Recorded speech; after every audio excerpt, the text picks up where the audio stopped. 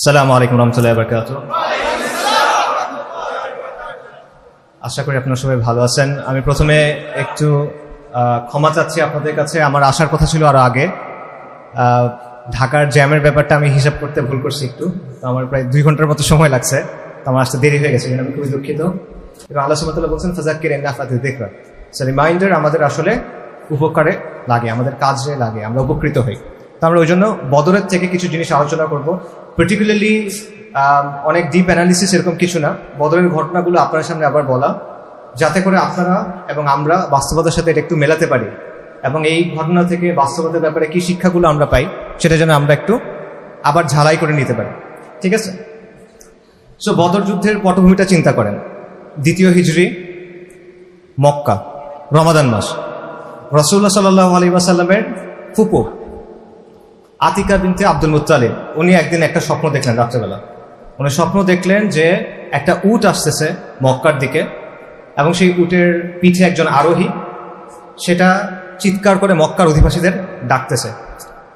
আচ্ছা, চিৎকার করে মক্কার অধিবাসীদেরকে ডাকতেছে। আচ্ছা, এবং সেই উট এবং উটের আরোহী তারা আস্তে আস্তে স্বপ্নের মধ্যে দেখতেছেন এটা আস্তে আস্তে প্রথমে কাবার উপর উঠে গেল, তারপর মক্কার একটা পাহাড়ের উপর উঠল এবং তারপর বলল যে তোমরা 3 দিনের মধ্যে ধ্বংস হয়ে যাবা। স্বপ্নের মধ্যে ঘটতেছে এসব। এবং তারপর সে একটা পাথর ছুঁড়ে মারল মক্কার দিকে। সেই পাথর ভেঙে পাথরের টুকরা মক্কার প্রত্যেকটা ঘরের মধ্যে ঢুকে গেল। স্বপ্ন শেষ। স্বপ্ন কে দেখছেন? আতিকা বিনতে আব্দুল মুত্তালিব, রাসূলুল্লাহ সাল্লাল্লাহু আলাইহি ওয়াসাল্লামের ফুপু।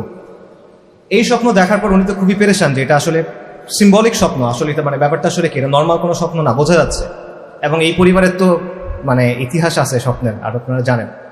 তো ওই জায়গা থেকে উনি খুবই চিন্তিত, মানে এটা ব্যাপারটা কি হলো। এবং উনি এটা কার সাথে কথা বললেন? আব্বাসের সাথে, আল আব্বাসের সাথে রাদিয়াল্লাহু আনহু, ওনার সাথে কথাটা বললেন। উনি বললেন যে এই কথাটা আপনি আর কারোর সাথে। তো এই স্বপ্নটা আতিকা বিনতে আব্দুল মুত্তালিব দেখলেন, তিনি আল আব্বাসকে বললেন। আল আব্বাস বললেন এটা নিয়ে তুমি কারোর সাথে কথা বলো না। উনি গিয়ে ওনার এক বন্ধুর সাথে এটা নিয়ে কথা বললেন। আচ্ছা, তাকে বললেন যে তুমি এটা কারোর সাথে কথা বলো না। সে গিয়ে তার বাবাকে বললো এবং বললো যে তুমি এটা কারোর সাথে কথা বলো না। তো এইভাবে ওই দিনের মধ্যে বা খুব দ্রুত পুরো মক্কার মধ্যে এই খবরটা ছড়ায় পড়লো। আল আব্বাস যখন বাইতুল্লাহ তাওয়াফ করতে গেলেন, উনি গিয়ে দেখলেন যে আবু জাহেল সহ কুরাইশের যে নেতারা আছে তারা বসে আছে এবং তারা এই স্বপ্নটা নিয়ে কথা বলতেছে। তো ওনাকে দেখার পর সে ডাকলো, ডেকে মানে খুব মানে তাচ্ছিল্য করে বলতেছে যে বনু আব্দুল মুত্তালিবের তো সবাই এখন নবী হয়ে যাচ্ছে, তোমাদের ফ্যামিলির পুরুষরা একসময় নবী ছিল, এখন তোমাদের মহিলারাও নবী হয়ে যাচ্ছে। এভাবে খুব অপমান করলো এবং বললো যে তোমাদের স্বপ্নে তোমরা 3 দিনের কথা বলছো, তো 3 দিন শেষ হোক, এর মধ্যে যদি কিছু না হয় আমরা আরবে বলবো যে এই পরিবারের মতো মিথ্যুক পরিবার আর কেউ নেই। আবু জাহেল এটা বললো, খুব বাজেভাবে অপমান করলো আব্বাস রাদিয়াল্লাহু আনহুকে। তো আল আব্বাস বাসায় গেলেন। বাসায় যাওয়ার পর বাসার মহিলারা আবার তার সাথে রাগারাগি করলো যে এই বুড়া লোক তোমরা আমাদের ফ্যামিলির ব্যাপারে এত এত কথা বললো, আব্দুল মুত্তালিবের ফ্যামিলির ব্যাপারে এত কথা বললো, তুমি কিছু বললো না কেন? তো উনি ঠিক করলো যে ঠিক আছে, 3 দিন পরে আমি গিয়ে তাকে একটা উচিত জবাব দিব। তো 3য় দিন শেষ সকালবেলা আল আব্বাস গেছেন তাওয়াফ করতে বাইতুল্লাহতে। তো তাওয়াফ করতে গিয়ে উনি ঠিক করছেন যে আবু জাহেলের সাথে দেখা হবে তাওয়াফ শেষে, তখন তার সাথে গিয়ে আমি কিছু কড়া কথা বলবো। তো আল আব্বাস বলতেছেন ওই দিন আমি দেখি যে আবু জাহেল তো একটা মানে তার ক্যারেক্টারিস্টিক স্বপ্নে আপনারা জানেন, তার পার্সোনালিটি স্বপ্নে আপনারা জানেন, ঔদ্ধত্যপূর্ণ একটা মানুষ, মানে ঘাঘু লোক, কথা কেমন কাজ কেমন, বাট সে দিশেহারা হয়ে ছুটে আসতেছে, তার চোখে মুখে উৎকণ্ঠা, একটা মানে বড় মানে খুব টেনশনের মধ্যে পড়ে গেছে। বাকিরাও সবাই দৌড়াদৌড়ি করছে, কি ব্যাপার, কি হয়েছে? ঘটনা হলো দামদাম ইবনু আমর আল গিফারি নামে একজন ভদ্রলোক, এক লোক, উনি ওই সময় মক্কার ভিতর ঢুকছে, ঢুকে উট থেকে নামছে, উটের নাক কেটে দিছে, নিজের পোশাক ছিঁড়ে ফেলছে, তারপর চিৎকার করে বলছে ইয়া কুরাইশ, তোমাদের কাফেলা তোমাদের কাফেলা তোমাদের কাফেলা আক্রমণ হতে যাচ্ছে, সাহায্য সাহায্য, কিন্তু আমার মনে হয় তোমরা এটাকে বাঁচাইতে পারবা না। এই ঘটনার পর সবাই দিশেহারা, তখন আর ওই স্বপ্ন নিয়ে চিন্তা করার কারো টাইম নেই। ঘটনা কি হয়েছে? ঘটনা হলো আবু সুফিয়ানের নেতৃত্বে কুরাইশদের একটা কাফেলা, বাণিজ্য কাফেলা সিরিয়াতে যাচ্ছিল আর শামে যাচ্ছিল, এবং ওটা মানে কুরাইশদের বিশাল পরিমাণ বিনিয়োগ সম্পদ ওই কাফেলার সাথে। রাসূলুল্লাহ সাল্লাল্লাহু আলাইহি ওয়াসাল্লাম তার গুপ্তচরদের মাধ্যমে, তার ইন্টেলিজেন্সের মাধ্যমে এটা জানতে পারছেন। জানা মাত্র রাসূলুল্লাহ ঠিক করছেন যে আমরা এটাকে অ্যাটাক করব, এবং অ্যাটাকটাও মুসলিমদের বাহিনীর সাথে সাথে বের হয়ে গেছে, লম্বা কোনো সময় নেয় নাই। এবং রাসূলুল্লাহ কি বলছেন? যাদের সাথে বাহন আছে তারাই শুধু যাবা, আর কেউ না। মক্কাতে যদি গিয়ে সময় নিয়ে বাহন টাহন নিয়ে আসা হতো তাহলে অ্যাটলিস্ট 1500 মানুষ নিয়ে আসা যেত, যোদ্ধা। কিন্তু রাসূলুল্লাহ বলছেন যে না, এখন যাদের সাথে বাহন আছে শুধুমাত্র তারা। সো অল্প যে কজন মানুষ ছিল ওনারা বের হয়ে গেছেন। রাসূলুল্লাহ যে বের হয়ে গেছেন, এটা আবার আবু সুফিয়ান জানতে পারছে যে আমার সাথে কুরাইশদের সব ধন সম্পদ নিয়ে আমি ব্যবসা করতে যাচ্ছি, মুহাম্মদ তো আসছে সাল্লাল্লাহু আলাইহি ওয়াসাল্লাম। তো এই চিন্তা থেকে সে কি করলো, দ্রুত মক্কাতে একটা খবর পাঠাইলো যে আমাদেরকে হেল্প করো। হেল্প করতে কাকে পাঠাইলো, মানে এই খবরটা নিয়ে কাকে পাঠালো, এই আদ-দামদাম ইবনু আমর আল গিফারিকে। সেই আতিকা বিনতে আব্দুল মুত্তালিবের স্বপ্ন দেখা তৃতীয় দিন এসে মক্কায় ওই কাহিনী বলল। এটার পর কুরাইশ দিশেহারা এবং উৎকণ্ঠিত। কুরাইশের সব নেতারা, একদম কুরাইশদের এলিট, সবাই একসাথে হয়ে যে না, এটা এখন বন্ধ করতে হবে যে কোনোভাবে, আমাদের কাফেলা তো আমাদের বাঁচাতে হবে, দুনিয়া তাদের কাছে অনেক বেশি ইম্পর্টেন্ট। তো তারা কি হয়েছে, এটা করতে হবে। তারা বের হয়ে গেল, একদম তাদের বড় বড় সবচেয়ে ভালো বাহন, অস্ত্রশস্ত্র সজ্জিত হয়ে তারা বের হয়ে গেল। আচ্ছা, এরপরে এদিকে কি হয়েছে, আবু সুফিয়ান জানতে পারছে যে রাসূলুল্লাহ সাল্লাল্লাহু আলাইহি ওয়াসাল্লাম বদরের দিকে আসতেছে। এটা জানার পর সে যেটা করলো, সে একদিকে তো হেল্পের জন্য মানুষ পাঠাইছে, খবর পাঠাইছে, বাট এটা জানার পর সে যেটা করলো যে ঠিক আছে, আমি এখান থেকে সরাই নিয়ে চলে যাই। সে পুরা কাফেলাকে সরাই উপকূলের দিকে নিয়ে গেল। আবু সুফিয়ানের কাফেলা কিন্তু ছোট ছিল, মনে করেন 40-50 জন মানুষের বেশি না, 40 জন বারবার আসছিল। সে ওটা নিয়ে চলে গেল এবং চলে গিয়ে সে আরেকটা খবর পাঠাইলো কুরাইশের কাছে যে যুদ্ধ করার আর দরকার নাই, কাফেলা সিকিউর, কাফেলা সেফ আছে, এত চিন্তা করার দরকার নেই, ঠিক আছে, আমাদের আর যুদ্ধ করার প্রয়োজন নেই। কিন্তু আবু জাহেল তখন কি বলল, আবু জাহেল বলল যে না, আমরা বদরে যাব, বদরে গিয়ে আমরা 3 দিন অবস্থান করব, আমরা মদ খাবো, আমরা গান বাজনা করব, দাসীরা আমাদের মনোরঞ্জনের জন্য নাচবে, বেদুইনরা আমাদের এই অভিযান নিয়ে গল্প লিখবে, কবিতা লিখবে, এটা চর্চিত হবে আরবে, মানে আমরা দেখাই দিব আমরা বাপের বেটা, রাইট, আমাদের কত শান মান সম্মান মর্যাদা কুরাইশ দেখাই দিবে। মুহাম্মদ সাল্লাল্লাহু আলাইহি ওয়াসাল্লাম এবং এইদেরকে, এই যে মুসলিমদেরকে আমরা দেখাবো যে আমাদের সম্মান কত, আমরা কুরাইশ। তো এই কথাটা আল্লাহ সুবহানাহু ওয়া তাআলা আল কোরআনে বলছেন, আল্লাহ সুবহানাহু ওয়া তাআলা কোরআনে বলছেন যে তোমরা তাদের মতো হয়ো না যারা বের হয়েছিল কেন, অহংকারের জন্য, লোক দেখানোর জন্য, এবং কেন, ওয়ায়াসুদ্দুনা আন সাবিলিল্লাহ, মানুষকে আল্লাহর রাস্তা থেকে বিরত রাখার জন্য। এবং এখানে দেখেন যে কুরাইশের কিন্তু বদর যুদ্ধ করার কোনো প্রয়োজন ছিল না। এই ঘটনার পর তার বদর যুদ্ধ করার কোনো প্রয়োজন নাই। এবং বদর যুদ্ধে কি হয়েছে এটা আমরা জানি, কুরাইশের টপ লিডারশিপ শেষ বদর যুদ্ধে, এটা তারা ইজিলি অ্যাভয়েড করতে পারতো, দুনিয়াবি সেন্সে তারা অ্যাভয়েড করতে পারতো, কিন্তু তাদের ঔদ্ধত্য, তাদের যে অ্যারোগেন্স, ওই যে আমরা বাংলায় বলি যে মরণ ডাকছে, তাই না, ওইরকম একটা ব্যাপার, এইটার কারণে তারা কিন্তু ওখান থেকে নিজে নিজে তারা সেখানে গেল। এবং এটা কুফফারের যারা নেতা, তাদের একটা বৈশিষ্ট্য, যুগে যুগে আপনারা দেখবেন। নমরুদ কি বলছিল, আমি জীবন দিই, আমি মৃত্যু দিই। ফিরাউন কি বলছিল, আনা রাব্বুকুমুল আলা। আদ জাতি কি বলছিল, মান আশাদ্দু মিন্না কুওয়া, যে আমাদের চেয়ে শক্তিশালী কে।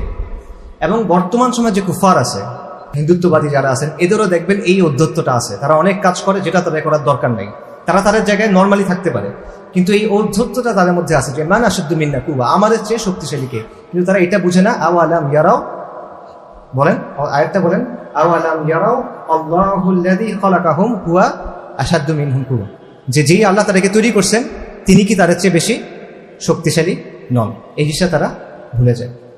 আচ্ছা, এবং এরপরে যেটা হলো যে বদরের যুদ্ধে, এই বদরের যুদ্ধের সময় উম্মতে মুহাম্মাদী বনী ইসরায়েলের সাথে নিজের পার্থক্যটা প্রমাণ করছে। সেটা কি, প্রথমে যখন আবু সুফিয়ানের কাফেলাকে আক্রমণ করার কথা হবে, সেইখানেও রাসূলুল্লাহ সাল্লাল্লাহু আলাইহি ওয়াসাল্লাম সাহাবায়ে কেরামের কথা জানতে চাইছিলেন যে আপনারা কি বলেন।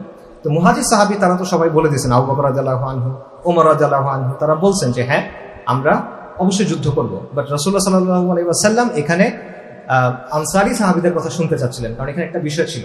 সেই বিষয়টা হলো, আনসাররা যে বায়াত করছেন সেটা হলো মদিনাতে তারা রাসূলুল্লাহ সাল্লাল্লাহু আলাইহি ওয়াসাল্লামকে সেফটি দিবেন, প্রোটেক্ট করবেন। এইটা টেকনিক্যালি মদিনার ভেতরে না, মদিনার বাইরে। বদর হলো মদিনা থেকে 100-150 কিলোমিটারের মতো, আপনারা জানেন। তো এই জায়গায় তারা চাইলে বলতে পারতো যে আমরা তো মদিনার কথা বলছি, এটা তো বদর, মদিনা না। কিন্তু প্রথমে কি হলো, সাদ ইবনে উবাদা রাদিয়াল্লাহু আনহু, আনসারীদের বড় নেতা, উনি বললেন, ইয়া রাসূলুল্লাহ, আপনি মনে হয় আমাদের কথা শুনতে চাচ্ছেন, আপনি যান, আপনি যদি সমুদ্র পর্যন্ত যান আমরা আপনাকে সমুদ্র পর্যন্ত ফলো করব। এটা উনি বলেন, সুবহানাল্লাহ। দ্বিতীয় বিষয়টা হলো, ওই যে আমরা বললাম যে আবু সুফিয়ান তো তার বাহিনী কাফেলা সরায়ে উপকূলে চলে গেছে, সেটা ছিল 40 জনের। কিন্তু কুরাইশের বাহিনী, আবু জাহেলের সেনাবাহিনী, সেটা আসতেছে মক্কা থেকে। এবং এটা যখন মুসলিমরা বুঝলো যে না, এখন আমাদের বাণিজ্য কাফেলা না, কুরাইশের মূল বাহিনীর সাথে আমাদের এখন লড়াই হবে, সেটার সংখ্যা কত? 1000-এর মতো। তখন ব্যাপারটা ডিফারেন্ট। আপনি যুদ্ধ করতে বের হয়েছেন 40 জনের সাথে, এখন আপনি জানছেন 1000। জিনিসটা চেঞ্জ হয়ে গেছে, ইকুয়েশন চেঞ্জ হয়ে গেছে।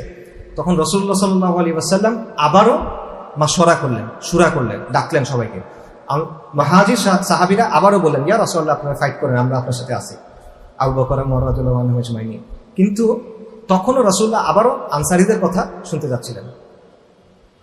তো তখন আল মিকদাদ ইবনে আসওয়াদ উনি একটা কথা বলছেন, যেটা আলহামদুলিল্লাহ এখনো পর্যন্ত উম্মতে মুহাম্মাদি এটা নিয়ে গর্ব করে, কিয়ামত পর্যন্ত এটা উম্মতে মুহাম্মাদি এটা নিয়ে গর্ব করবে। উনি বলছেন, ইয়া রাসূলুল্লাহ, আপনি যান, আমরা কখনো বনী ইসরাঈলের মতো বলবো না যে আপনি আপনার রব গিয়ে যুদ্ধ করেন, আমরা যাব না। বরং আমরা আপনার সাথে যুদ্ধ করব, আমরা আপনার সামনে যুদ্ধ করব, পিছনে যুদ্ধ করব, ডানে যুদ্ধ করব, বামে যুদ্ধ করব। আপনি এবং আপনার রবকে যুদ্ধ করবেন, আমরা আপনার সাথে যুদ্ধ করব। এটা উনি বললেন। সো এইটা শুনে রাসূলুল্লাহ সাল্লাল্লাহু আলাইহি ওয়াসাল্লাম অনেক খুশি হলেন যে এই বিষয়টা, এবং আলহামদুলিল্লাহ এটা হলো উম্মতে মুহাম্মাদের বৈশিষ্ট্য, বনী ইসরাঈলের বৈশিষ্ট্য না।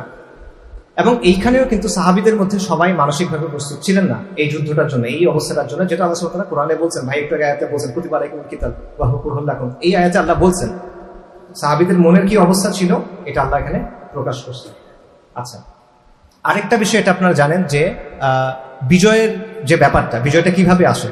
আমরা কিন্তু যখন চিন্তা করি এখনো উম্মতের পুনরুত্থান কিভাবে হবে, আমাদের পুনর্জাগরণ কিভাবে হবে, তখন আপনি দেখবেন আমরা যেই উত্তরগুলো আমাদের সমাজে বা বিশ্বে মানুষ বেশি পছন্দ করে, এই সবগুলো হলো দুনিয়াবে কিছু জিনিসপত্রের কথা, যে আমাদের অস্ত্র লাগবে হয়তো, বা আমাদের জ্ঞান বিজ্ঞান লাগবে, ডিগ্রি লাগবে, এই লাগবে, সেই লাগবে। কিন্তু আপনি যদি বদরের জিনিসটা দেখেন, বদরের হিসাবটা হলো কাফেরদের সংখ্যা প্রায় 1000 বা 1000, মুসলিমদের সংখ্যা 300-এর একটু বেশি বা 310-এর একটু বেশি, কেউ 13 বলছেন, 17 বলছেন, 19 বলছেন। তো প্রায় 3 ভাগের 1 ভাগ। কাফেরদের এখানে প্রচুর উট এবং ঘোড়া, মুসলিমদের 2টা ঘোড়া, আর জুবাইরের একটা, মিকদাদের একটা, রাদিয়াল্লাহু আনহু আজমাইন, 70টা উট, আর কিছু নাই। এই অবস্থায় তারা যুদ্ধ করতে গেছেন। তো এখানে জেতার কিন্তু কোনো কথা না। এবং সহিহ বুখারীর বর্ণনা আছে, আল বারা ইবনে মালিক উনি বলতেছেন যে তালুতের সাথে যুদ্ধে বনী ইসরাঈলের যে কয়জন ছিল, আমরা বলতাম যে বদরের যুদ্ধ এরকম কয়জন ছিল। তালুতের সাথে যুদ্ধে আপনার আবারও জানেন, সূরা বাকারার ঘটনা, যে বড় সেনাবাহিনী বের হয়েছিল, বা যেতে যেতে যেতে যেতে অল্প কিছু মানুষজনে টিকে ছিল, কারণ আল্লাহ ফিল্টারিং করছিলেন। তো ওনারা বলতেন যে আমাদেরও এরকম। এবং আরেকটা কথা বলতেন যে তালুতের সাথে যুদ্ধে বনী ইসরাঈলের যারা ছিল, এরা হলো বনী ইসরাঈলের সবচেয়ে ভালো যারা, তারা। এবং আমরাও বলি যে বদরের যুদ্ধে যারা ছিল, এটা হলো উম্মতে মুহাম্মাদের ওই সময়ের পৃথিবীর সবচেয়ে শ্রেষ্ঠ যারা, তারা। আচ্ছা, এরপরে আপনারা জানেন যে সংখ্যা কেমন ছিল, যে মুহাজির সাহাবী ছিল প্রায় 86 জন সম্ভবত।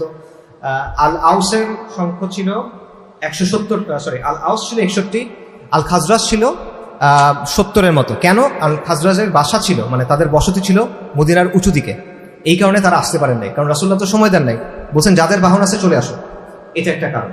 আচ্ছা, এই যুদ্ধের মুসলিমদের নিজস্ব ব্যানার ছিল, পতাকা ছিল, পতাকা ছিল সাদা, একটা পতাকা ছিল সাদা। এটা কার হাতে ছিল কেউ বলতে পারবেন?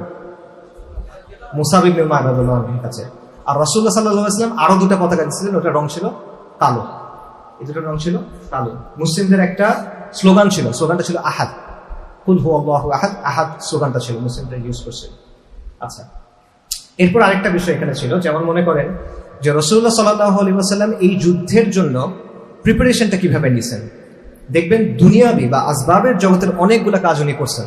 যেমন আপনারা যারা সিরা পড়ছেন জানেন যে মুসলিমরা কুয়ার পানির কাছাকাছি, পানির যে উৎস ছিল সেটার কাছাকাছি অবস্থান নিয়েছে, আর কুরাইশদের ওদিকে যে কুয়ার মুখগুলো ছিল সেগুলো বন্ধ করে দিয়েছেন। এটা একটা কাজ করছেন। একটা নির্দিষ্টভাবে উনি সৈন্যদেরকে সাজাইছেন। কিভাবে? যে সারি সারি করে সাজানো হয়েছে। প্রথম সারিতে ছিল যাদের হাতে বর্ষা, পরের সারিতে হলো যাদের হাতে তীরন্দাজ, মানে এটার কারণটা কি? পেছনের সারি থেকে তীর মারবে আর সামনের সারি থেকে বর্ষা দিয়ে কাউকে আসা থামাবে। এই ট্যাকটিকটা, এটার নাম ছিল জাহাফ। এটা আরবে পরিচিত ছিল না, এটা পারস্যের লোকেরা এবং রোমান লোকেরা ইউজ করত। নবী সাল্লাল্লাহু আলাইহি ওয়াসাল্লাম এটা ইউজ করছেন। অর্থাৎ এখান থেকেও আমরা এই শিক্ষাটা পাই, যেখানে আকাইদি ইস্যু নাই আপনি সেটা কাফেরদের কাছে নিতে পারবেন, দেয়ার ইজ নো প্রবলেম। আকাইদি ইস্যু যেখানে নেই, বাট যেখানে আকাইদি ইস্যু আছে সেখানে অন্য জিনিস। সো কোনো একটা জিনিস কোন জায়গা থেকে আসছে, এটার চেয়ে বড় বিষয় হলো আকাইদি ভাবে বা শরঈ ভাবে এটা আমাদের সাথে সাংঘর্ষিক কি না, এটা কি একটা বিষয়। আচ্ছা, রাসূলুল্লাহ সাল্লাল্লাহু আলাইহি ওয়াসাল্লাম এই সবকিছু করলেন, রাসূলুল্লাহর জন্য তাবু বানানো হলো, উনি দুনিয়াবি ভাবে কাজগুলো করলেন, আসবাবের জায়গায় যে কাজগুলো করার সেগুলো করলেন। এরপর রাসূলুল্লাহ সাল্লাল্লাহু আলাইহি ওয়াসাল্লাম দোয়ার জন্য হাত তুললেন। সো এখানে একটা বিষয় আছে যে এটাই হলো তাওয়াক্কুল। তাওয়াক্কুলের জন্য বিখ্যাত হাদিস আপনারা জানেন, একজন সাহাবী জিজ্ঞেস করছেন, হাদিসের বক্তব্যটা এরকম যে আমি যখন সালাতে যাব আমার উটকে আমি বেঁধে রাখবো নাকি তাওয়াক্কুল করবো? রাসূলুল্লাহ কি বলছেন? উট বাঁধবা এবং তাওয়াক্কুল করবা। এটাই তাওয়াক্কুল, যে আপনি আসবাবের দুনিয়ার প্রস্তুতিটা নেবেন, তারপর আপনি আল্লাহর উপর ভরসা করবেন, কারণ ফলাফল আল্লাহর কাছ থেকে।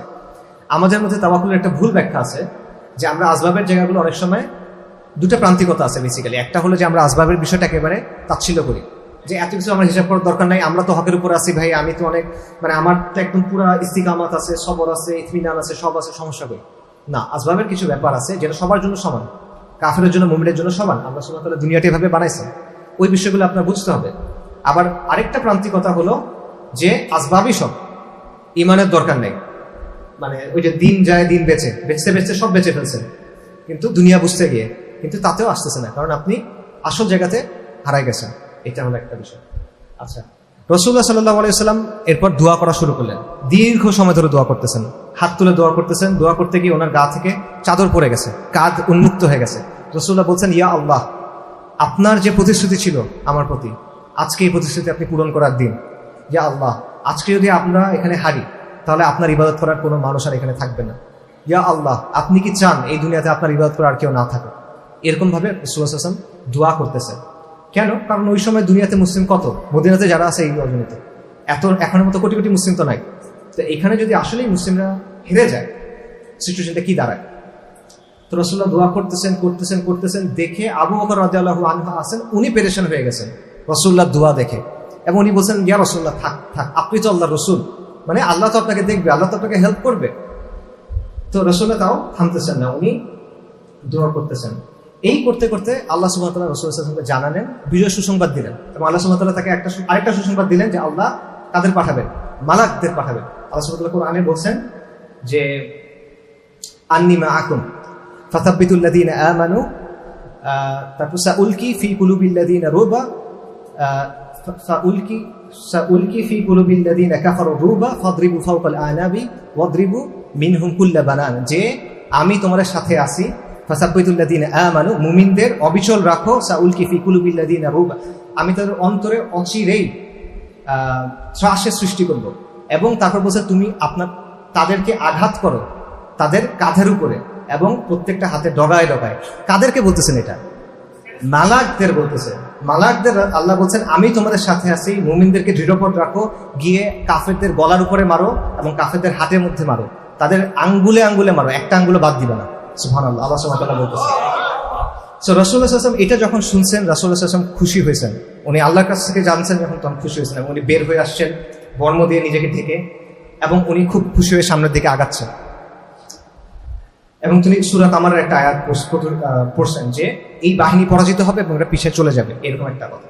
এরপর রাসূলুল্লাহ সাল্লাল্লাহু আলাইহি ওয়াসাল্লাম কুরাইশদের দিকে মুখ করে তাকাইছেন এবং উনি একটা বদদোয়া করছেন, শাহাতিল বুজুহ, তোমাদের মুখ বিকৃত হয়ে যাক। এটা বলার পর উনি কি করছেন? ধুলা নিয়েছেন, ধুলা নিয়ে তাদের দিকে নিক্ষেপ করছেন। এবং ওই সময় আল্লাহ সুবহানাহু ওয়া তাআলা আরেকটা আছে, বিখ্যাত আয়াত, ওয়ামা রামাইতা ইয রামাইতা ওয়ালাকিন্নাল্লাহা রামা, তুমি যখন নিক্ষেপ করছো তখন তুমি নিক্ষেপ করো নাই, আল্লাহ নিক্ষেপ করছেন। এবং আজ পর্যন্ত মুজাহিদিন, এটা মুজাহিদিনের খুব প্রিয় দোয়া এখনো পর্যন্ত, মুজাহিদিন এখনো অ্যাটাক করার সময় এটা বলো।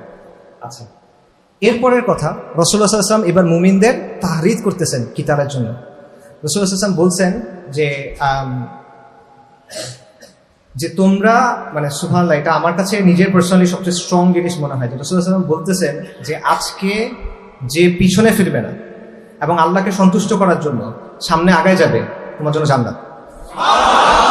আপনি চিন্তা করেন, আমি যখন পড়ছি, আমি সিরাত ইবনে হিশামে পড়ছি, অনেক পুরানো একটা বই, আমার এক ভাই দিয়েছিল, আজকে থেকে 10-12 বছর আগে হবে। আমি তখন বাজে ধরনের জাহেল, বাট এই জিনিসটা আমি যখন পড়ছি আমার চোখে পানি চলে আসছে। যে আপনি সিচুয়েশনটা চিন্তা করেন যে ব্যাপারটা অনেকটা এরকম যে এটা বদল না, এটা জান্নাত। আজকে তোমরা আগায় যাও, ভয় করো না, আল্লাহর জন্য তুমি মরার জন্য প্রস্তুত হও, জান্নাতে যাবো। সুবহানাল্লাহ, রাসূলুল্লাহ সাল্লাল্লাহু আলাইহি ওয়াসাল্লাম এটা বলতেছেন। তারপর রাসূলুল্লাহ বলতেছেন, সহিহ মুসলিমে আছে যে তোমরা উঠো এবং তোমরা ওই জান্নাতের দিকে যাও যেটা আসমান এবং দুনিয়ার সমান বড়, এটা বলতেছেন। এবং এটা শুনে উমার ইবনুল হামাম নামে একজন সাহাবী, উনি বলছেন বাহ। রাসূলুল্লাহ বলছেন বাহ কেন বললাম? বললো যে এরকম কি আসলে জান্নাত আছে? এত বড়? হ্যাঁ অবশ্যই। তখন আমি যদি এখানে যেতে পারতাম। তুমি তো জান্নাতীদের একজন। এটা শুনে উনি দাঁড়ায় গেছে, মানে দাঁড়ায় খেজুর খাচ্ছেন। খেজুর খেতে খেতে উনি বলছেন যে আমি খেজুরটা কেন খাচ্ছি আসলে, এই খেজুরটা খেয়ে লাভ কি আমার, এটা জান্নাত আমার সামনে আছে। উনি খেজুর ছুঁড়ে চলে গেছেন, শহীদ হয়ে গেছে। তারপরে আরেকটা ঘটনা আছে, আউফ বিন হারিস, বিখ্যাত হাদিস এটা। আউফ বিন হারিস এবং খুব পছন্দের হাদিস। আউফ বিন হারিস রাসূলুল্লাহ সাল্লাল্লাহু আলাইহি ওয়াসাল্লামকে জিজ্ঞেস করছেন, ইয়া রাসূলুল্লাহ, বান্দার এমন কোনো কাজ আছে যেটা দেখে আল্লাহ মুচকি হাসেন? রাসূলুল্লাহ বলছেন, হ্যাঁ আছে। কি কাজ? বলছেন, বান্দা যখন আল্লাহকে খুশি করার জন্য শত্রুর অস্ত্রের মধ্যে বর্ম ছাড়া ঢুকে যায়, আল্লাহ এটা থেকে খুশি হয়ে হাসেন। তখন আউফ বিন হারিস রাদিয়াল্লাহু আনহু এটা শুনে ছুটে গেছেন যুদ্ধ করতে এবং শহীদ হয়ে গেছে। এবং এই যে আল্লাহ রাসূলুল্লাহ সাল্লাল্লাহু আলাইহি ওয়াসাল্লাম মুমিনদেরকে যে তাহরিদ করতেছেন, এটা আল্লাহ সুবহানাহু ওয়া তাআলা তাকে বলছেন, ইয়া আইয়ুহান নাবিয়্যু হাররিদিল মুমিনিনা আলাল কিতাল, কিতালের জন্য মুমিনদেরকে তাহরিদ করেন, উদ্বুদ্ধ করেন, উৎসাহিত করেন। রাইট। এরপর এটা তো মুমিনদের কথা, উম্মতে মুহাম্মদী থেকে ফেরেশতারা আসছে।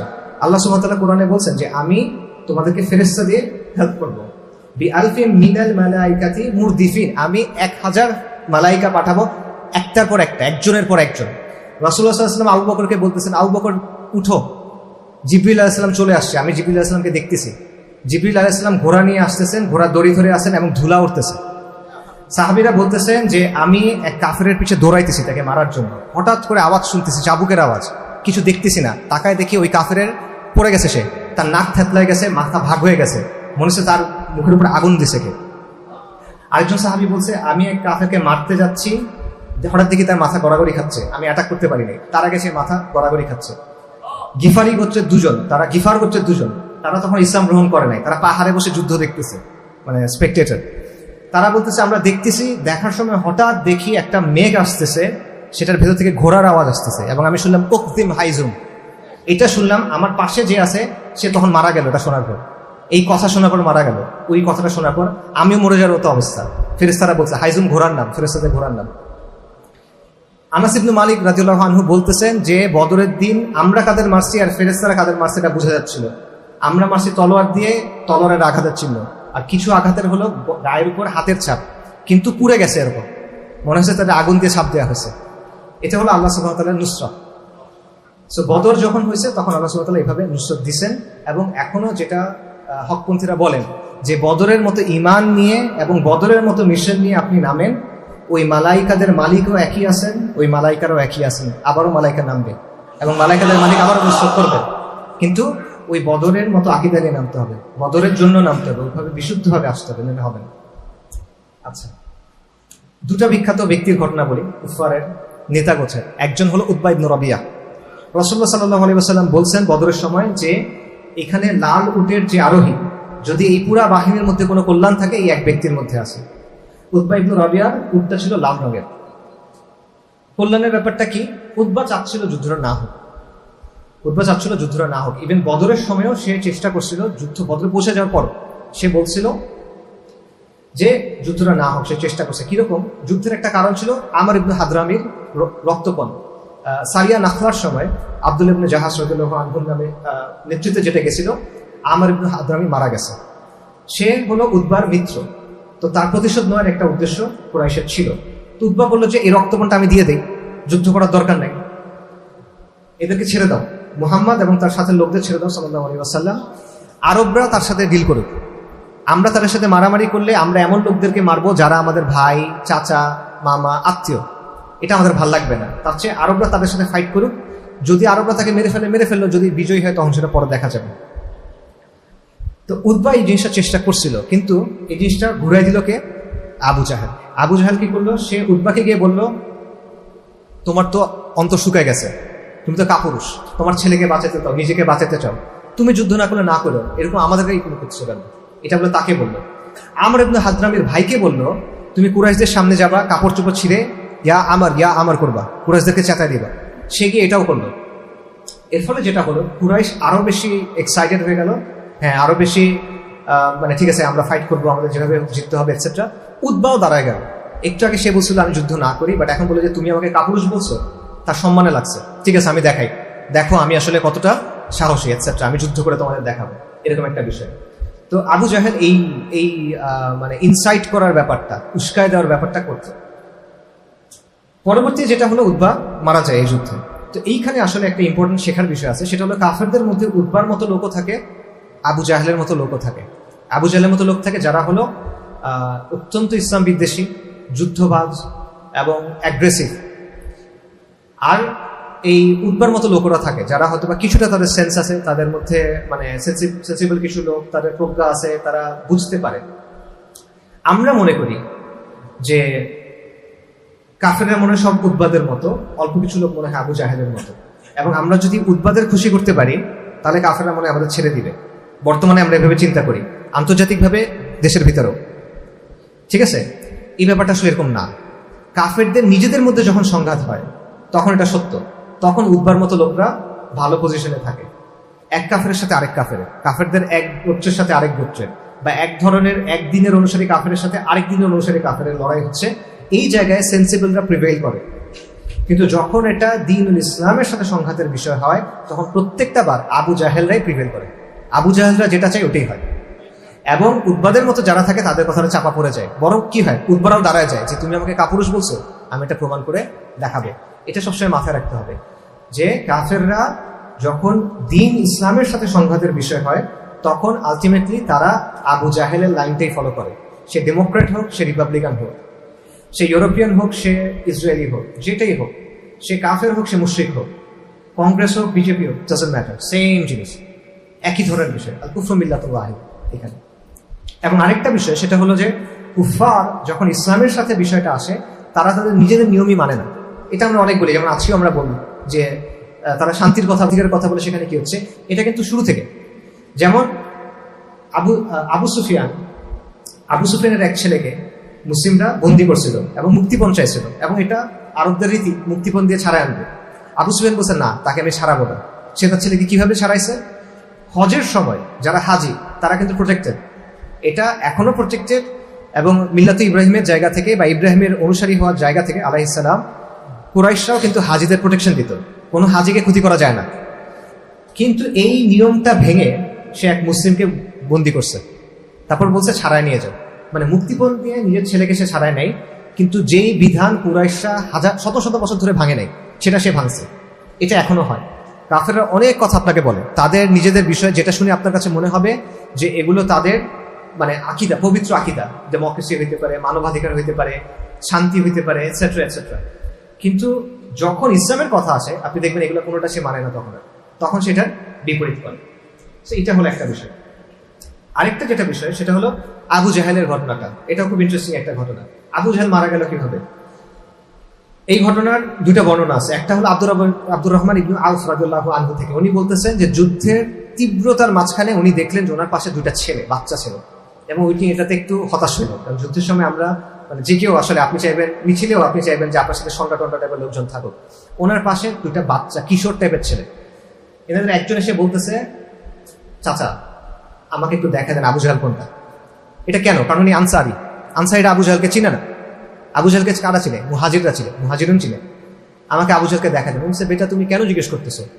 বলে আমি শুনছি আবু জাহেল রাসূলুল্লাহ সাল্লাল্লাহু আলাইহি ওয়াসাল্লামকে গালি দিত, আবু জাহেল রাসূলুল্লাহ সাল্লাল্লাহু আলাইহি ওয়াসাল্লামকে সবচেয়ে বেশি ক্ষতি করতো, কষ্ট দিত। আল্লাহর কসম আমি যদি ওকে দেখি আজকে হয় ও থাকবে তাহলে আমি থাকবো। এই কথা বলতে বলতে পাশের থেকে আরেকজন যে সে বলতেছে চাচা আমাকে দেখা, আবু জাহেল কোথায়, আমাকে দেখা দেয়। তা আব্দুর রহমান বুঝতে পারছেন রাদিয়াল্লাহু আনহু যে এরা নর্মাল ছেলে না।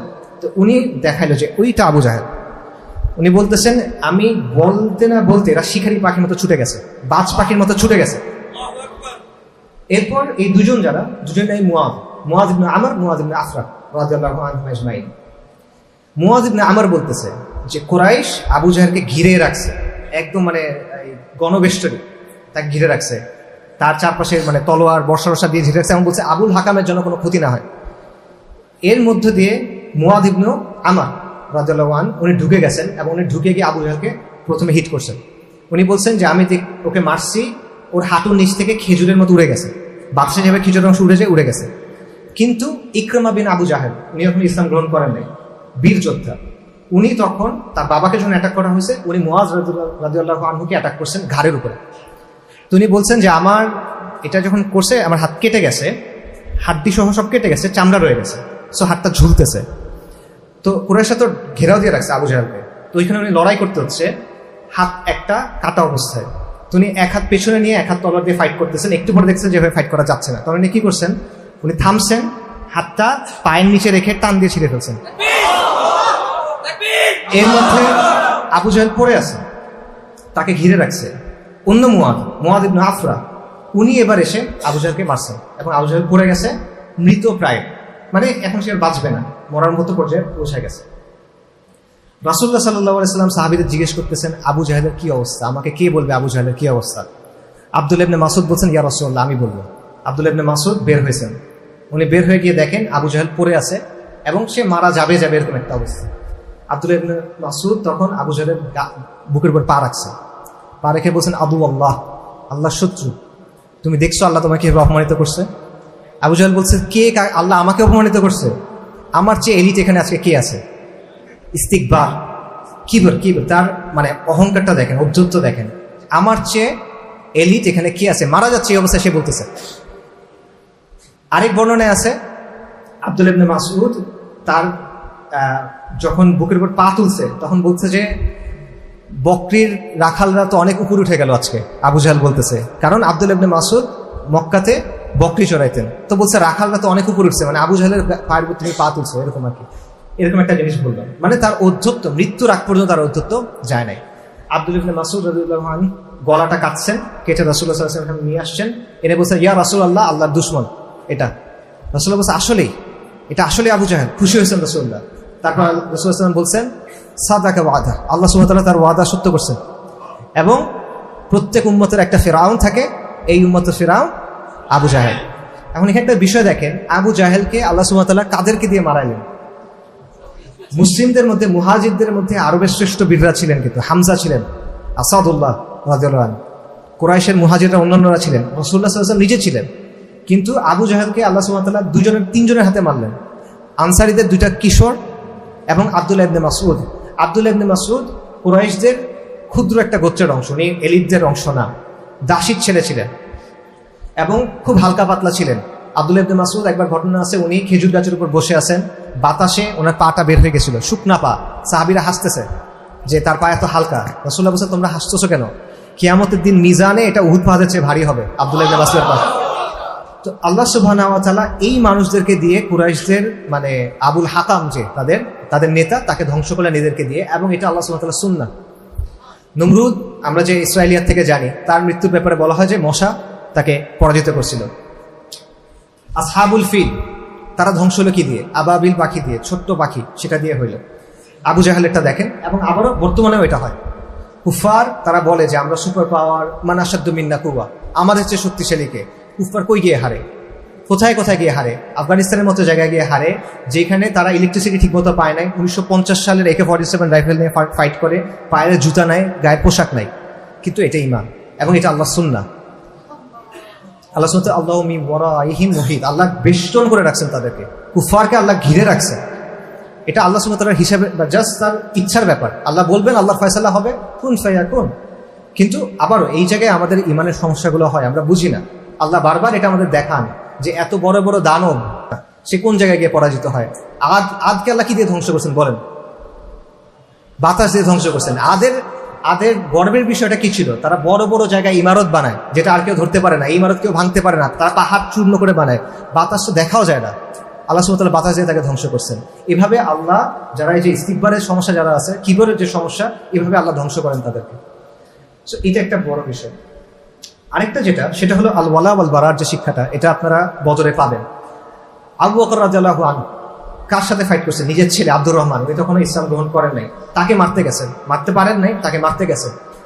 মুসাব ইবনে উমাইর তার ভাই আবু ওয়াইস, তাকে এক আনসারী বাঁধতেছেন, উনি বলছেন ভালো মতো বাঁধো, এর মা অনেক বড় লোক, এর কাছ থেকে ভালো মুক্তিপণ পাবা। তখন বলছে যে তোমার ভাইয়ের ব্যাপারে এটা তোমার ওসিয়ত। বলছে তুমি আমার ভাই না, ওই আনসারী আমার ভাই। এটা হলো আল ওয়ালা ওয়াল বারা। এবং সবচেয়ে বড় যে ঘটনা আছে বদরের, এটা হলো উতবা ইবনে রাবিয়ার যে ছেলে আবু হুজাইফা রাদিয়াল্লাহু আনহু, উনি মুসলিম। তো কুরাইশের নেতারা যখন মরে গেছে, তাদের টেনে টেনে নিয়ে যাওয়া হচ্ছে কুয়ায় ফেলার জন্য। তখন উনি তাকায় আছেন, বাবার বডি টেনে নিয়ে যাচ্ছে, ওনার মন টন খারাপ বোঝা যাচ্ছে। তখন রাসূলুল্লাহ বলতেছেন যে আপনার কি মন খারাপ? তখন বলছে আমার মন এই জন্য খারাপ না যে সে মারা গেছে, আমার একটা আশা ছিল যে তার যেহেতু সেন্স আছে, প্রজ্ঞা আছে, যে সে হয়তো ইসলামের ছায়াতলে আসবে, কিন্তু এটা তার আসলো না, এটার জন্য আমার কাছে খারাপ লাগতেছে। এটা আল ওয়ালা ওয়াল বারা। এবং এটা এর পরবর্তী যুদ্ধগুলোতে আপনি দেখবেন সাহাবীরা নিজেদের পিতা, ভাই, মামা, চাচা এর সাথে ফাইট করছেন। বদরেই আছে প্রথমে 3 জন সাহাবী ফাইট করছিলেন, তারা তো নিজেদের আত্মীয়র সাথে ফাইট করছেন, হত্যা করছেন। সো এই বিষয়টা বোঝা যে ভালোবাসাটা ভিত্তি কি, আল হুব্বু ফিল্লাহ ওয়াল বুগদু ফিল্লাহ, যে আপনি আল্লাহ এবং তার রাসূলের জন্য ভালোবাসবেন, আল্লাহ এবং তার রাসূলের জন্য ভালোবাসবেন না। এটা আমাদের জন্য অনেক বেশি গুরুত্বপূর্ণ ভাই, বিশেষ করে বর্তমানে বাংলাদেশে যে প্রসেসের মধ্যে দিয়ে গত 7-9 মাসের মধ্যে দিয়ে গেছে, এটার কারণে বাংলাদেশের সবাই এখন অনেক বেশি পলিটিক্স নিয়ে চিন্তা করে, পলিটিক্স নিয়ে কথা বলে, সচেতনও হয়েছে। বাট এইখানে আপনি যদি ঈমান এবং আল ওয়ালা ওয়াল বারার নিয়মটার উপরে মানে শক্তভাবে জমে থাকতে না পারেন, আপনি ভুল করবেন। আপনি দেখবেন যে কারা যখন আল্লাহ এবং তার রাসূল সাল্লাল্লাহু আলাইহি ওয়াসাল্লামকে যখন আক্রমণ করা হয়, কে ওটার পক্ষে দাঁড়ায় আর কে ওটার পক্ষে দাঁড়ায় না। এখানে কোনো কারণ, এখানে ইস্যু না, অনেক কারণ সে দেখাবে যে হ্যাঁ ঠিক আছে এটা তো বড় ইস্যু না, এটা দেখবে তুলসি গ্যাবার্ড আসবে, এই আসবে, ভলকার তুর্ক আসবে, হ্যান ত্যান অনেক কথা তারা আপনাকে বলবে। But at the end of the day, কালকে যদি কিয়ামত হয় আল্লাহর সামনে আপনি কি বলবেন? আপনি চুপ থাকছিলেন, আল্লাহ রাসূল সাল্লাল্লাহু আলাইহি ওয়াসাল্লামকে আক্রমণ করা হয়েছে, আপনি চুপ ছিলেন। আল্লাহ আযজা ওয়া জালকে আল জব্বার আল মুতাকাব্বির আল মালিকুল মুলক, আল্লাহ আযজা ওয়া জালকে যখন কেউ অশ্লীল কথা বলে তার ব্যাপারে আপনি চুপ থাকছেন, আপনি আল্লাহকে কি বলবেন? আপনি আল্লাহর রহমত কিভাবে চাইবেন তখন বলেন? আপনি কি হিসাব আল্লাহকে বুঝাবে তখন? আপনি বুঝাবেন ভলকার তুর্ক মাইন্ড করতো, তুলসি গ্যাবার্ড মাইন্ড করতো, ট্রাম্প এটা করতো, মোদি ওইটা করতো, এরা তমুক এটা করবে, অমুক এজেন্সি সেটা করবে, এইসবের জন্য আমরা এটা বলি নাই। এই অজুহাত দিয়ে আপনি কবরটাও পার হইতে পারবেন না। এই মুনকার মানে আপনার সামনে যে প্রশ্নোত্তর হবে ওইটাও পার হইতে পারবেন না এই অজুহাত দিয়ে। সো এই জিনিসটা বোঝা জরুরি যে আপনার মানদণ্ড কি, আপনার ক্রাইটেরিয়া কি, কিসের ভিত্তিতে আপনি হিসাব করেন। এটা আল ওয়ালা ওয়াল বারা, এটা অনেক গুরুত্বপূর্ণ বিষয়। এটা যদি না থাকে কারো, সে পথভ্রষ্ট হবেই। লিখে রাখবেন, আমি বলছি লিখে রাখেন, যে কোনো মানুষ, যে কোনো দল, যে কোনো গোষ্ঠী, এটা যদি তার না থাকে সে এখানে পথভ্রষ্ট হবে। আচ্ছা, আরেকটা বিষয়, ফাইনাল কথাটা এটা বলি, সেটা বলি। আল বদরের একটা নাম আছে, বদরের নামটা কি বলেন? ইয়াউমুল ফুরকান, সত্য এবং মিথ্যার পার্থক্যকারী দিন। আল ইয়াউমুল ফুরকান, আল ফুরকান কোরআনের নাম, সত্য ও মিথ্যার পার্থক্যকারী। কেন এটা? বদরের যুদ্ধটা হয়েছে কত মানুষ ইনভলভ? 1300 সামথিং, 1350 মানুষ, বাড়ায় ধরলাম। এটা এত ইম্পর্টেন্ট কেন? ইয়াউমুল ফুরকান, সত্য মিথ্যার পার্থক্যকারী একটা দিন যদি পুরো ইতিহাসে হয়, মানব ইতিহাসে, এটা হলো এই দিন। এটা কেন? আমরা এখন যেভাবে চিন্তা করতে অভ্যস্ত, আমরা যখন বিভিন্ন জিওপলিটিক্যাল অ্যানালিসিস করি, পলিটিক্যাল অ্যানালিসিস করি, এই করি সেই করি, তখন আমরা যেই হিসাব করি ওইভাবে চিন্তা করেন একটু। ওই সময়ের বড় বড় সুপার পাওয়ার কারা? পারস্য সাম্রাজ্য, রোমান সাম্রাজ্য, এবং তাদের মধ্যে যুদ্ধ হচ্ছে, যেটা কোরআনে আল্লাহ বলছেন গলিবাতের রুম, রাইট? আপনারা জানেন এদের মধ্যে ফাইট হচ্ছে। আর এর মধ্যে তাদের মধ্যে কয়েকশো বছর ব্যাপী ফাইট হচ্ছে। তাদের ফাইটগুলা বিশাল বিশাল ফাইট, হাজার হাজার বা লক্ষ লক্ষ সৈন্য, খালি ঘোড়া উট না, হাতি নিয়ে এসে তারা যুদ্ধ করতো, রাইট? এবং লক্ষ লক্ষ মানুষ মারা গেছে এদের যুদ্ধে। সেইখানে আরবের একটা জায়গা মক্কা বা হিজাজ, এটা হলো একটা ব্যাকওয়াটার। এটা নিয়ে কারো মাথা ব্যথাই নেই। মানে মানুষ যখন দখল করতে চায়, তারা এমন অঞ্চল দখল করতে চায় যেটা ধন সম্পদ আছে, উর্বর, ব্যবসার কেন্দ্র এটসেট্রা, কোনো হিসাবে হিজাজ আছে না। এটা একদম মানে রুক্ষ সূক্ষ্ম একটা জায়গা, কেউ ওখানে যেতে চায় না। ওই জায়গাতে মক্কার ভিতরে এক ব্যক্তি নিজেকে নবী বলছেন, তারপর উনি বের হয়ে গেছেন, তারপর তার ওই শহরের লোকের সাথে তিনি নতুন যে শহরে গেছেন সেই শহরের যুদ্ধ হচ্ছে, মাত্র 1300 মানুষের যুদ্ধ। এটা ইয়াউমুল ফুরকান কিভাবে হয় সাল্লাল্লাহু আলাইহি ওয়াসাল্লাম? কিভাবে হয় বলেন? এটা এইভাবে হয় যে পারস্য এবং রোমানদের যে ফাইট, এই ফাইটটা কি নিয়ে ছিল? এই ফাইটটা ছিল স্বার্থ নিয়ে, এই ফাইটটা ছিল রাজ্য নিয়ে, এই ফাইটটা ছিল ক্ষমতার দ্বন্দ্ব নিয়ে, এই ফাইটটা ছিল এই ধরনের প্রতিযোগিতা নিয়ে, রাইট? বদরের ফাইটটা কিসের সাথে ছিল? বদরের ফাইটটা হলো ঈমান আর কুফরের। বদরের ফাইটটা হলো তাওহীদ আর শিরকের। বদরের ফাইটটা হলো ইসলাম আর জাহেলিয়াতের, হক আর বাতিলের। এই জন্য এটা ইয়াউমুল ফুরকান। কারণ যে কোনো, আপনি যখন একটা বই পড়েন, একটা বড় গল্পের বই যখন পড়বেন, অনেক ক্যারেক্টার থাকে না গল্পের বইয়ে? কিন্তু মেইন ক্যারেক্টার কয়টা থাকে? একটাই থাকে। গল্পের প্লট লাইন অনেক থাকে, সাবপ্লট থাকে, অনেক ঘটনা ঘটে, কিন্তু মূল স্টোরি লাইন একটা হয়, রাইট? পুরা মানব ইতিহাসের মূল স্টোরি লাইন হলো এটা, হক আর বাতিলের যে লড়াই, এটা আর কোনো কিছু। বাকিগুলো সব সাবপ্লট। নূহ আলাইহিস সালাম 950 বছর দাওয়া করছেন, 100 জনের কম মানুষ দাওয়া গ্রহণ করছেন। আপনি হিসাব করতে বসলে এটা কিচ্ছু না, কিন্তু ওই সময়ের ইতিহাসে এটা সবচেয়ে গুরুত্বপূর্ণ বিষয়। এই বিষয়টা মাথায় রাখা খুব গুরুত্বপূর্ণ, যে কোনো সময় পুরো ওয়ার্ল্ডের ঘটনা প্রবাহ আপনি বিশ্লেষণ করবেন, বোঝার চেষ্টা করতেছেন, অ্যানালিসিস করতেছেন। আমরা অনেক কিছু হিসাব করি, কিন্তু আপনি হক আর বাতিলের বিষয়টা হিসাব করেন না। এটা করেন না দেখে আমরা ভুল উপসংহারে গিয়ে পৌঁছাই। আমাদের হিসাব করতে হবে এই জায়গা থেকে। এবং এটা ওই সময়ের হিসাবে আমি হিসাব করছি, বদরের যুদ্ধ যখন হয়েছে গ্রেগরিয়ান ক্যালেন্ডারে, মানে যে ক্যালেন্ডারে আমরা আজকে ফলো করি, এই হিসেবে 624 খ্রিস্টাব্দ মার্চ মাসের 13 তারিখ। ওই সময় পৃথিবীর পুরা পৃথিবীর জনসংখ্যা বেশি হইলে 20 থেকে 30 কোটি আনুমানিক। তার মধ্যে 1300 মাসের যুদ্ধ লিটারালি কিছু না, কিন্তু এটা এই কারণেই বিষয়, এটা এই কারণে ইয়াউমুল ফুরকান, কারণ এটা হক এবং বাতিলের লড়াই। এই কথাটা বিশ্বকে যখন বুঝবেন তখনও সামনে রাখবেন, এই কথাটা বাংলাদেশকে যখন বুঝবেন তখনও সামনে রাখবেন। আবারও বলতেছি, আমরা অনেক হিসাব করি এখন, এ দল, বি দল, সি দল, ডি দল, নতুন দল, পুরনো দল, এটা সেটা অনেক হিসাব আমরা করতেছি। কিন্তু আপনি হক আর বাতিলের হিসাবটা করতে হবে আপনার, যে হকের পক্ষে কে আছে, বাতিলের পক্ষে কে আছে। বাকি সবকিছু সাবপ্লট, বাকি সবকিছু ফুটনোট। আজকে থেকে 100 বছর পর যখন আপনি ইতিহাস লিখবেন, এখন আপনার কাছে যেই বিষয়গুলো মনে হচ্ছে সবচেয়ে গুরুত্বপূর্ণ, দেখবেন একটা পেজের মধ্যে মানে একটা মেনশনও নাই। কাদের মেনশন আছে? যাদেরকে আপনি হিসেবে হয়তো ধরতেছেন না, যারা হয়তো বা কম। কারণ বদরের মানুষ বদরের সময়ও কম, আজকেও কম, এটা বাস্তবতা। এটা আল্লাহ সুবহানাহু ওয়া তাআলার সুন্নাহ, কাম মিন ফিয়াতিন। আল্লাহ সুবহানাহু ওয়া তাআলা বলছে যে কতবার এরকম হয়েছে যে একটা ছোট দল একটা বড় দলের বিপক্ষে বিজয়ী হয়েছে। সো এই বিষয়টা ফাইনালি আমি এখানে শেষ করতেছি, সেটা হলো এই বিষয়টা আপনারা মাথায় রাখবেন যে বদরকে আল্লাহ ইয়াউমুল ফুরকান বলছেন, কারণ এটা হক এবং বাতিলের মীমাংসাকারী একটা দিন ছিল।